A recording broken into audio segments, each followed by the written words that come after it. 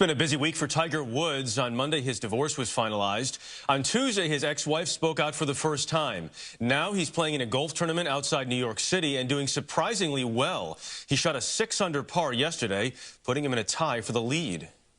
So yesterday, he still has 3 rounds to go in this tournament, obviously, but yesterday's round of 65, you surprised? No, not really. I mean, it's nice to see Tiger playing well. There's a reason he's the best player in the world and has a record that's unprecedented.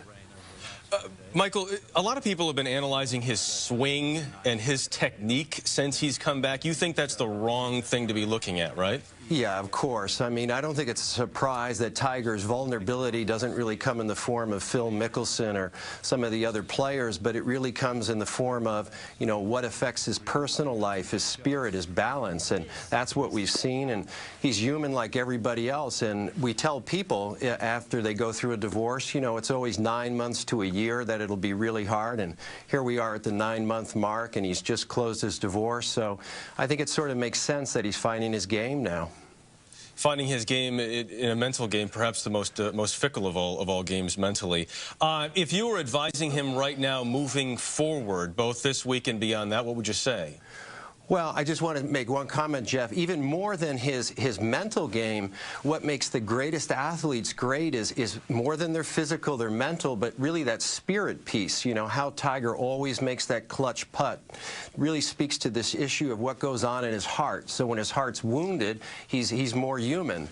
In terms of what would I advise Tiger, I think the same thing Arnold Palmer advised him right after this all went down after Thanksgiving. You know, take care of your personal life, get your life in balance, and you know your talent in golf will come through.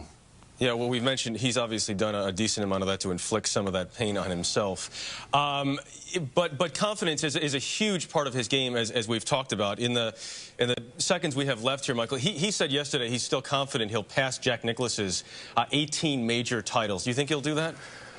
Well, yeah, I think it's likely he will, assuming he gets his life on course and takes care of his personal life. Now, hopefully he's learned a lesson. It's sad what's happened to Tiger, even sadder what's happened to his family, of course. But, you know, keeping that personal life instead is part of becoming a great athlete and having a great career, and I think that's really what his career is predicated on. Michael Arden joining us this morning from San Diego. Michael, thank you very much. Thank you, Jeff. Pleasure to be here.